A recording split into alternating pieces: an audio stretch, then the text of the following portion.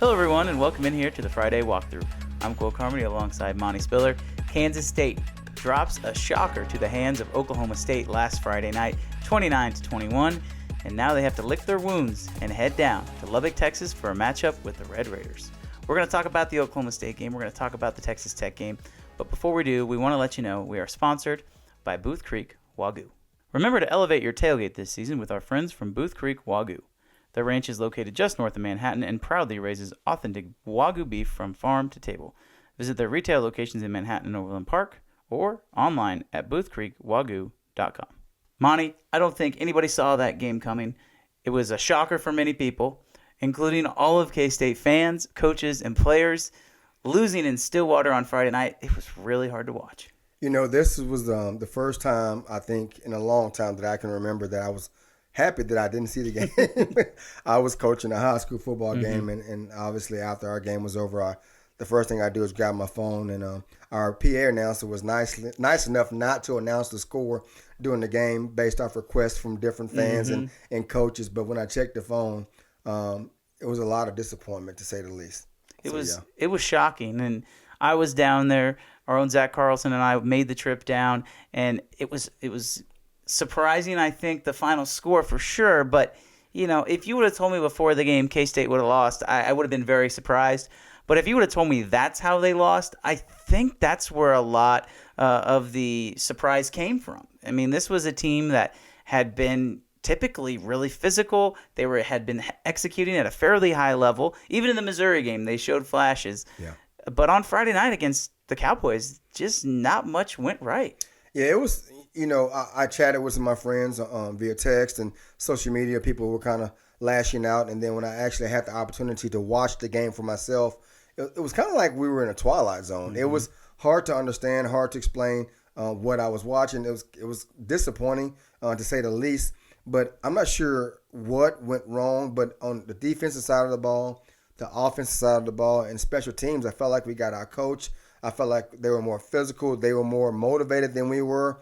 I don't know if it was because it was Friday night. Both teams came off a bye week, so I couldn't really understand why we weren't better prepared. It was shocking. And after the game, on his Monday press conference, Oklahoma State reporter asked Mike Gundy, basically point blank, did you feel like you outcoached them? And in the nicest way possible, Mike Gundy said, we had a game plan that they probably weren't expecting. And so, you know, I think that's pretty fair. And if you go back and you look at some of the film on that game, it was obvious. K-State was not prepared for some of the things Oklahoma State did. And it's hard for the naked eye to see that in live action unless you are a player, unless you are a coach. But even as a fan, if you go back and you look at that game, there are some very obvious things that K-State players saw and didn't recognize. Right. And in most cases, especially at this part of the season, most teams are going to do what they do because they've been doing it well and they have success. But coming off a bye week, you have time to install different plays. But with the Oklahoma State team, what they had been doing had not been successful, so it shouldn't have been a shock to K-State that they're going to come out with something different. They came out with several trick plays, reverses, fake punts. So anything they did shouldn't have been a shock to us, but obviously it was because if we were prepared, the kids didn't execute the way we thought we could or we thought we should. But if they weren't prepared, that's on the coaches as well. So hats off to Oklahoma State. They came in with a sense of urgency. They were backed into the corner. They understood what was at hand, and they found a way to win. What's amazing about that is if you go back and look at that first half, there was at least, I want to say, 2 reverses in the first quarter that Oklahoma State did. One was a pass that I think ended up getting like 2 yards, and then they just ran a typical reverse end around. And then they ran the fake punt in the second quarter, which, by the way, we can talk about that fake punt here momentarily. That was the most obvious fake punt I think I've ever seen. Yeah. With that being said, there was definitely a false start that the officials missed. I wonder if they kind of got caught up because the officials have to move on a punt to make sure to watch holding, to watch offsides, illegal formation. I don't know if the referees maybe got caught up in the transition and the movement, but there were some obvious false starts, some obvious players who weren't set when that ball was snapped. But, Monty, at the end of the day, we see this theme of K-State failing to execute, and that was really what plagued them in the first half. No, you're right. In the last couple of games, I felt like we've started slow, and then all of a sudden we tried to find our rhythm. And this week we just couldn't find our rhythm. No matter what we did, they had an answer for it. And let me take that back. Our defense did play a little bit better in the second half. I take that back. But we shouldn't have been in that situation in the first place. And it's one of those things where every team we played has started fast, and we haven't. K-State special teams has made a name for themselves over the years about being prepared, being disciplined, not making mistakes, not getting penalties. And that's just not us right now. And I'm curious your thought on this from a player's perspective and a coach's perspective too. But the last few games we've seen K-State win the toss and take the ball. Yeah. And usually it's worked. They've gone down and scored an opening touchdown. Well, that kind of still came back to bite them in the Missouri game. Yep. They scored an opening touchdown the first drive when they elected to receive. But then at the end of the half, Missouri scored and then got the ball back again. Yep. I feel like whenever I watch really good teams that know that they can just impose their will, get the ball back. Who cares if you have bad field position? Just hold them out of field goal range or hold them out of the end zone. And even if you do give up a field goal, it's not the end of the world because you have faith in your offense. All the good teams, it feel like, defer. And this was something that K-State started to do at the end of the year last year, was elect the ball and receive. Right. They've had good success on it. Right. But I have a feeling we don't see that after what happened that first drive against Oklahoma State. No, I agree. And I understand why K-State does it, but you alluded to it. But this is not last year's team. We got a lot of different dudes on this team and a lot of different leadership. And with the guys we had last year, continue to do it great. We know we know who we are. We know our identity. Right now, we don't know our identity, and we're not very consistent at any point of the game, in my opinion, where we can be that confident to take the ball at the beginning of the game. You want to be able to make corrections at halftime, and if you get the ball coming out of halftime, that's a plus. But like you said, we chose to get the ball. We try to score first, but if we can't stop a team going into halftime and they get the ball as well, it's no good. So, yeah, I'm not sure which direction we need to move in, but we'll see. I always look at what the Chiefs do as kind of a barometer for how, not how to manage a game, because definitely at the NFL, at the next level, there are definitely some coaching mistakes, no doubt about it. But I don't really remember. I would say the Chiefs, whenever they win the toss, they probably elect to defer 75% of the time. Yeah. And it's just because they know that, we might not have the best defense in the world, but we have faith in our offense. Now, it's number 15 is obviously not lining up for K-State. It's a little bit different.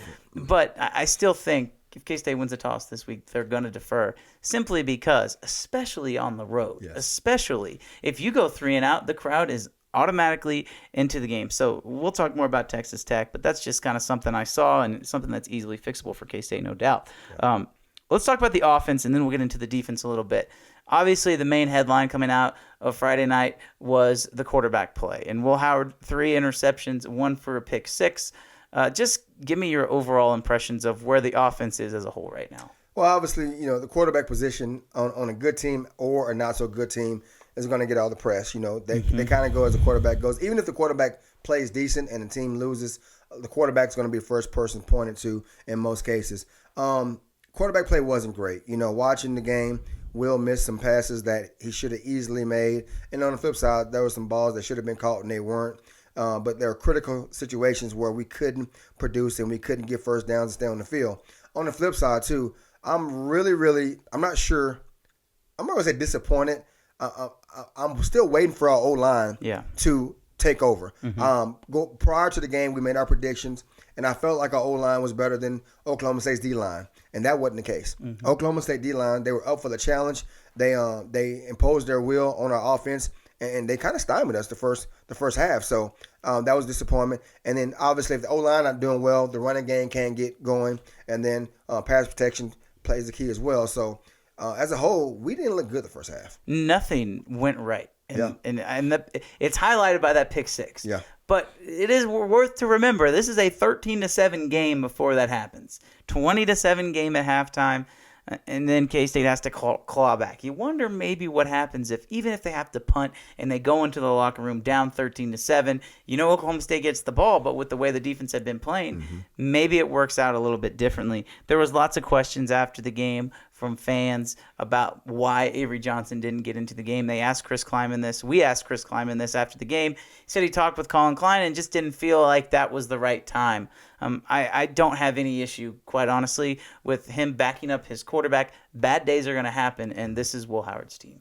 Yeah, I agree. And they see those guys daily. They know those guys a lot more than we do. As a fan, you want to see Avery just because he's a highly talented recruit. We've seen what he's capable of a little bit. But also, even if you don't keep him in the game, maybe create a spark. You know, a lot of times, I said it before, whenever the backup quarterback comes in, no matter who you are, if you're a backup somewhere, the fans are going to be behind you because you are the backup and you are the guy they want to see if the starter's not doing well. So give him a chance to kind of spark the offense, and if he gets it going, leave him in for a few plays here and there, then bring Will back in, who is a vet and who is a proven winner that he can win the big games and figure something out. But like I said, I don't know everything behind the scenes. I trust that Coach Klein chose not to bring him in for good reason, but I would like to see the spark somehow, and I'm not sure what that would have been, but obviously they didn't think Avery was the answer. Well, we'll find out what that spark's going to be on Saturday night. There's no doubt about it. Flipping it over to the defensive side of the ball, Jacob Parrish was out. Yep.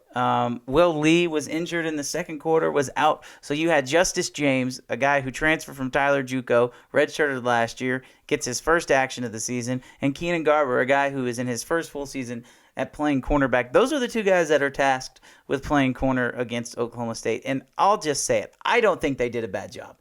Does it help you're not going up against the most prolific passer in the Big 12? Yes, it does. But that could prove to be valuable experience for two guys who obviously K-State is going to have to rely on. Yeah. First of all, Oklahoma State coaches did a good job of understanding, hey, who's a new guy, who's the backup, and they targeted Garber early and often. And I would have too. If I'm a coach of an opposing team, I see that Parrish is out, I'm going to go after the new guy. You know, Lee's a big body. He started a few games, although he hadn't been there, a vet, but I'm going after the new guy, and Oklahoma State did that. But like you said, they put Garber in some pressure situations. He made a few plays, especially on the goal line. He did. But here's the thing about it. Yeah, we lost the game, but now his confidence is building, and the coaches are going to have more confidence in him. And going into a potential Texas Tech game, if Parrish is not back, and then with Lee being injured, you might go opposite of Parrish. Hopefully Garber has the experience to continue to grow, and we use him in the future as well. Would you think that the reason K-State played so far back, they were playing 6-7 yards off the line, not playing press coverage in the first half, is because of some of that inexperience in the secondary? Absolutely. You know, it's one of those things where, yeah, we can press a guy, we can force them to make the hard throws, but it's a lot easier for a quarterback like Oklahoma State's to throw the deep ball because you can get a PI, pass interference, or sometimes you get lucky and the receiver just out jumps the DB. So keep everything in front of you, make them throw the hard passes and rally to the ball and keep the clock moving and give us a chance to win the game. So, yeah, absolutely. There was very little pressure on Alan Bowman to throw. I think that's something K-State might try and mix in some stunts, some pressures against Texas Tech because, I mean, Monty, it was just not very good. He had all day back there to throw, and K-State needs to correct that if they want to improve. Before we start talking about this next game, there is a positive that we have to talk about, and that is K-State holding Oklahoma State to 5 field goals, only 1 offensive touchdown, and they blocked a kick, the first big special teams play of the year. Yeah, that definitely gets lost. It feels like they scored a lot more touchdowns because we were behind. And we didn't win the game. But, yeah, that's awesome. If you think about it, we talked about it pre-show. The defense showed up the second half. They played so much better the second half than they did in the first half. And then, yes, blocking that field goal, special teams has been a staple in K-State football for years, and we need to get that back. You know, I'm not sure if that's going to kickstart it for us. I hope so, and hopefully we see that moving forward. But absolutely, that was definitely a positive. And it's not necessarily returns for touchdowns. I don't want folks to think that the only big plays are returns for touchdowns. Plays like a block kick, plays like a big open field tackle, a decent semi-return, and even coming down and just tackling a guy before he gets to the 20-yard line can serve as a big special teams play and a change of momentum. K-State didn't have very many changes of momentum against Oklahoma State. But, Monty, I got to say, I'm glad we're done talking about this game. Man. Put a bow on it. Put it away. Don't talk about it anymore. We're not going to talk about it anymore, but you should stick around because we're going to preview the Cats and the Red Raiders after this break. Welcome back in here to the Friday Walkthrough. I'm Cole Carmody alongside Monte Spiller. We are sponsored by Creek Wagyu. Make sure you're stopping into their locations all over the Kansas area, Manhattan, Overland Park, online, Booth Creek Wagyu. Go in and get you some beef. Monty, K-State heads down to Lubbock, Texas to take on the Red Raiders. Texas Tech is 3-3 on the season. They've yet to have a bye week. Their losses came to Wyoming, Oregon, and West Virginia. I know Oregon is a really good team. I know Wyoming now is obviously a pretty good team. I'm not sure about West Virginia. So that leaves me kind of questioning where this Red Raider team is right now. But they did just beat Houston, and they did just beat Baylor. So they are riding a little bit of a momentum. It's a night game. It's a blackout. Once again, people like to wear black against K-State. Yeah. It's going to be quite the environment. Yeah, I'm excited. For whatever reason, whenever K-State goes to Lubbock, night game, day game, their fans show up. And probably we're similar in size, and we're not, as of late, we've been a little bit more known in the national media than Texas Tech. And obviously Patrick Mahomes is the most probably famous Red Raider out of their athletic department, from my opinion. But they get up for us. But on the flip side, we get up for them. And I feel like we match up pretty decent against them. I hate the fact that we lost. I know we don't want to talk about Oklahoma State anymore. But it's a reminder that we have to take every team seriously, and we can't go into a night game on the road again and not be ready. So I think Coach Kleiman will have the boys ready to play. It's going to be a battle. It's going to be a battle. It is. A 1 point line right now in Vegas. I think 1.5 for Texas Tech is the line. So K-State is the underdog technically. It doesn't matter. You throw the spreads out when these kind of games roll in. I mean, this is a big game. This can define both of these teams' seasons. Yeah. Texas Tech, once again, they only have one conference loss, so they can control their own destiny. If they win out, guess what? They're going to be playing for the Big 12 championship. And you know what? Folks don't want to hear this right now, but if K-State wins out, they're playing for the Big 12 championship. And so it's kind of that do-or-die mentality against two teams that realistically can do that. I mean, these are two teams at the beginning of the year people were picking to play against each other in Arlington. Yeah. So this is not a far-fetched thing for both of these teams to get hot and go on a run. It's going to be quite the game. Let's go ahead and start talking a little bit about this Red Raider offense and how they match up with the defense of K-State. We talked a little bit about it in a previous show, but Texas Tech's quarterback, Tyler Shuck, broke his leg, out for the season. Unfortunate for the young man. That steps in. Baron Morton played a little bit last year. He is a sophomore. If folks want to talk about Avery Johnson. Well, this is their Avery Johnson. This is a kid who a lot of the fans have been wanting to play. He is here. The difference is they've had to change their offense because Tyler Shuck was a running quarterback. Baron Morton, not so much. He has 8 rushing yards on the season. So he's not going to be a guy that's going to hurt you with his legs. But Texas Tech loves to run the ball, and that's behind one of the best running backs in the Big 12, Taj Brooks. Yeah, you're right. It's kind of funny to see a Texas Tech football team be run heavy. Texas Tech has a history of having passers that throw for thousands of yards. They sling the ball all over the yard. They have stud receivers left and right, and they speed the game up, and defenses usually leave with their head spinning. But this year, it's different. They're a lot more physical than they have been in the past.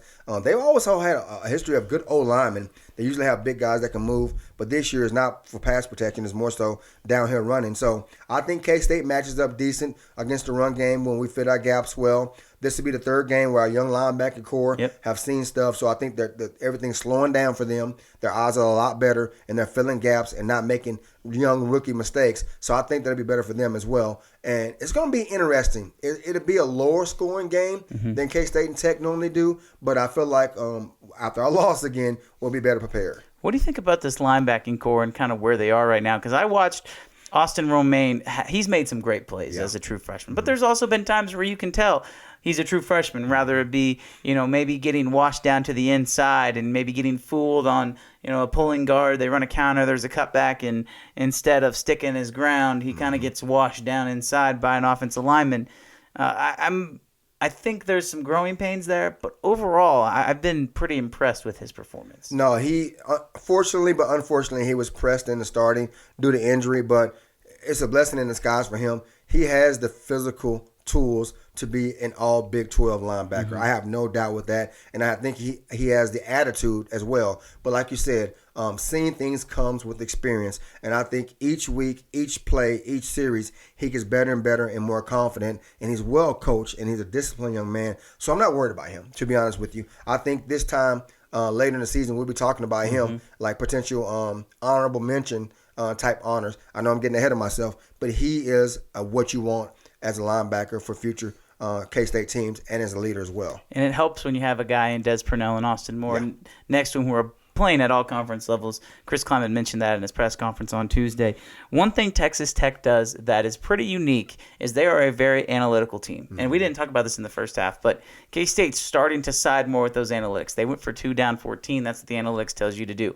Texas Tech goes for it on 4th down a lot. Last year in Manhattan, they went for it on 4th down a lot. As a defensive coach, how does that affect your game plan? You have to keep guys fresh, and you got to understand, like you want to get them in literally 3rd and long situations. And traditionally, 3rd and long is anything past 5 yards, 6, 7. You want to get Tech in 3rd and 8, 3rd and 9, because if it's 4th and 3, they're going for it. Anything 4th and 3 and under, even 4th and 4, they'll go for it. I think 4th and 5, they might punt, but anything under 4th and 5, they're going to go for it. So you got to be ready for this true 4-down territory on any place on the field. It's amazing, isn't it? It's amazing how that works, and I don't think K-State's necessarily in that, but there's definitely times where it's 4th and 2, and Chris Kleiman has that thought in the back of his mind. Can I get 2 yards? And, more times than not, I'm sure the statistics out there exist. I would be very curious to see what K-State's percentage of going for it, not necessarily getting, but going for it when it's 4th and 2 or less, what that is, and compare that to Texas Tech, because I would think they're pretty similar. Yeah. And I agree. And I think we both have to be that way based on the games we played in the past. And right now our talent level isn't complete as we thought it would be at this point. So you got to find ways to win. And both teams understand going for field goals aren't going to win this game. So if you're 4th and 3, 4th and 4, and you're on the plus side of the field, you probably go for it more than not rather than punt it, because if you punt it and you don't get points, the team you're playing against, Tech, they're going to go for it on 4th and potentially have 2 or 3 more chances to score touchdowns rather than field goals. So you have to look at it from that standpoint as well. It sounds fun. I mean, I love that kind of football. Bring on all the anxiety for the fans that you can possibly get. Right. Texas Tech's receivers, they have a 2-headed monster, Miles Price and Jerrilyn Bradley, 2 really big guys. And K-State, we talked about it. They hope Jacob Parrish will be back. I would probably say there's a better chance than not he is. We'll wait and see on Saturday night.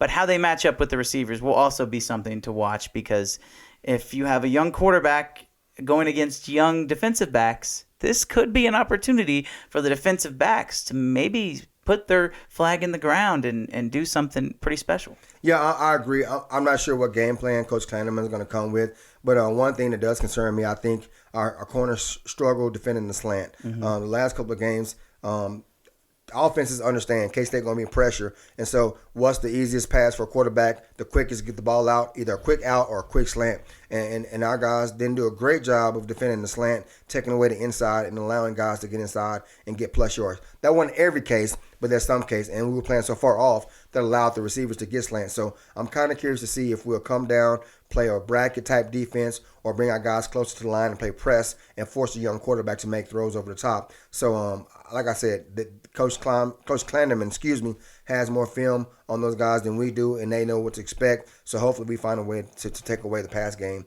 and force Tech into running the ball, and then we can kind of stack the box and see what happens. And it wouldn't shock me if K-State stacks the box if those corners come down and play some press coverage, because in all reality, you are an added edge player when you have your corners that are kind of pressed up like that. So that might be something that K-State does. I think we'll find out pretty early on what the game plan is for the defense, for the Wildcats. Flipping it over on the other side, let's talk a little bit about Texas Tech's defense. They lost their Felix Anudike-Uzomah. Yeah. Tyree Wilson, high-round draft pick, goes to the Las Vegas Raiders. He's gone, but they run a 3-3-5 type of defense with an overhang, an edge rusher. That edge rusher this year, Steve Linton, leading sack getter with 3 sacks on the season.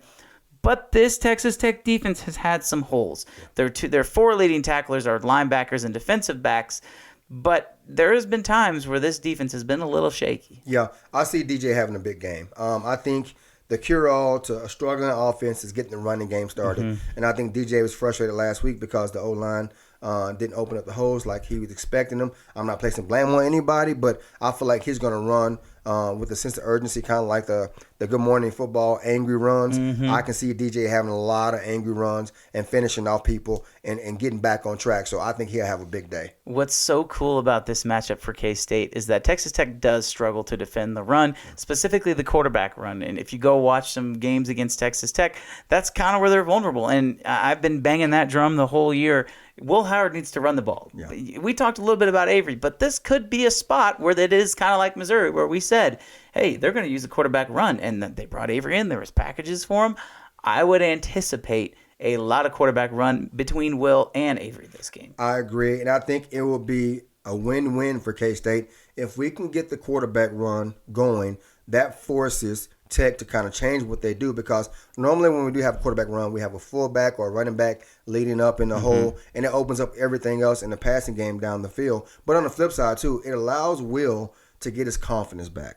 And then also to get the fans back on his side. I read the media, and I understand frustration. And a lot of people were hard on Will because of a loss. But when you're quarterback, it's going to happen. But I trust that Will has big shoulders. He has thick skin. He's going to have a great week of practice, but then get him in the run game, what he knows, and allow him to get his confidence back, get some runs, open up the offense, and get him back on track. And I think as far as passing the ball goes, this could be a week where you mentioned the play action pass could really help those receivers, get really one-on-one coverage. And you got to look at it. If some of these wide receivers aren't producing at the level that Matthew Middleton is happy with, Chris Kleiman answered a question, or would you play some younger receivers? And he just said absolutely. Yeah. One-word answer. Well, I think this could be a week where we see some of those younger guys get on the field and make an impact. Yeah, absolutely. And a lot of coaches anymore, especially in today's football, I know when I was playing, you can be having a great week of practice, but some coaches like he's not ready. But a lot of times coaches now, they have the mindset, you're a great player, but what have you done for me lately? And if you're not consistent, I'm going to get a guy behind you a chance. And if he comes in and produce, it is what it is, and we're going to make plays. But we're trying to win as a team, and you support the teammate and go from there. But a competition creates challenge, creates greatness. And so if you can compete with your teammate and make them better, why not? It is always fun to me to see how teams respond after losses. Yeah. I said this on one of our Go Power Cat lives on Sunday night, but K-State last year responded to losses with wins in emphatic fashion. They beat Oklahoma on the road in a game that nobody thought they'd win. Yep. They won 48-0 over Oklahoma State, and they beat Baylor 38-3, I believe. It was a score that was another blowout game. I see this as a spot. I don't think this is going to be a blowout by any means. It'll probably be closer to the Oklahoma game if we want to talk about comparing games to last year. But this seems like a spot where everybody, regardless of who is predicted to win, is counting out K-State. And I just think that's very dangerous to do, because I've seen Chris Kleiman's teams backed up against a wall before, and they have always, always, always responded. I agree. We as K-State fans and K-State Nation, we've been spoiled. We get a Big 12 championship, and we've had guys that come in and play. It's the next man up mentality. If somebody goes down, we have another player ready to roll, and this year it hadn't been the case. But I feel like our coaching staff is not new to the game, and they understand what's at hand. And I think we'll bounce back. And when we get to our picks, obviously you'll know who I'm going with. But I feel like it'll be a lot better game than people anticipate, and we can take a deep breath and not push that panic button just yet. So we'll see. Am I crazy for thinking there's more pressure on Texas Tech in this game than K-State? You look at it, it's a night game, it's a home game. At least with Oklahoma State, they were playing with house money. Nobody thought they would win. They counted them out. With Texas Tech, the pressure seems to be on them. This is a team that had high expectations. They're finally starting to roll. But then you get a team where I think a lot of people realize is K-State might be kind of sleepwalking through things, and they're prone to wake up whenever. Right. I feel like there is some pressure on Texas Tech in this game. It is. And Tech, unfortunately for us, but unfortunately for them, they're lacking in depth right now. And if you look at it, a lot of injury happens. And if K-State gets up on Tech, I'm kind of curious to see how they respond in a pressure situation with a freshman quarterback and a lot of guys who hadn't been really battle tested in this situation, because they lost to Oregon early in the year, but it's a non-conference game. This is a conference game. If you lose two conferences game early, your chances to make it into the Big 12 championship are very slim to none. Yeah. So the pressure is on them, absolutely. It'll be a fun one. There's no doubt about it. I'm looking forward to watching the game. As mentioned earlier, Go Power Cat will be down there in Lubbock, so make sure you are tuned in. Everything on the website will keep you updated. Let's get into the picks segment. Let's talk about our player to click first. Give me one player you believe will have a big game for K-State. I said it earlier, just now. I think DJ Gittin will have a big game. He is a quiet leader. I call him the silent assassin. He doesn't talk much, but when he plays, you have to pay attention, and you know he's been there. So I think DJ will have a heck of a game. And I'm just going to go out and say it. I think Will Howard is going to have a redemption game. The young man cares about K-State. He has the talent to do it. This seems like a game where Will Howard can come out, play like he can, and I don't want to say shut a lot of people up, but shut a lot of people up. I mean, I'm looking at potentially 250 yards and 3 touchdowns and leads K-State to victory. I look for Will Howard to have a really big game. And also, you know what I'm going to say? He's not going to throw an interception. That is my bold prediction. Will Howard has thrown an interception in every game. He's going to take care of the ball. He's not going to throw an interception. You got DJ. I got Will. Now tell me what the score is going to be on Saturday night. I'm going with the Cats. Initially, I thought we would win just by 3 points. But the more I watch film, the more we talk about personnel and schemes, I think the Cats will come out on top. I'm going to say 31-24. It's a great prediction. I'm right there with you. I do think this is going to be a great game. I do think K-State will win. I think that this will be a bounce-back performance for K-State, kind of get them rolling again. There's going to be a lot of people that pick Texas Tech, and rightfully so. I don't blame them. This is going to be a great game. You said you're going to pick them by 7. I'm going to pick K-State by 7 as well. I'll say 28-21. We talked about not a lot of field goals in this game. I think teams are going to try and score touchdowns, which might maybe limit the score a little bit. Right. I do think K-State's going to have some explosive plays. I think that's something that they really need to get going if they want to be successful, is make some downfield throws. I anticipate that happening, but it's going to be a big game in Lubbock on Saturday night. No more Friday night lights. Don't do that to us. No more Friday night lights. Saturday night, Lubbock, Texas. That's all we got. Thanks, everybody, so much for tuning in. K-State, once again, Fox Sports 1. If you're driving down to Lubbock, be safe. If not, enjoy the game from the comfort of your home, and we will talk to you next Friday.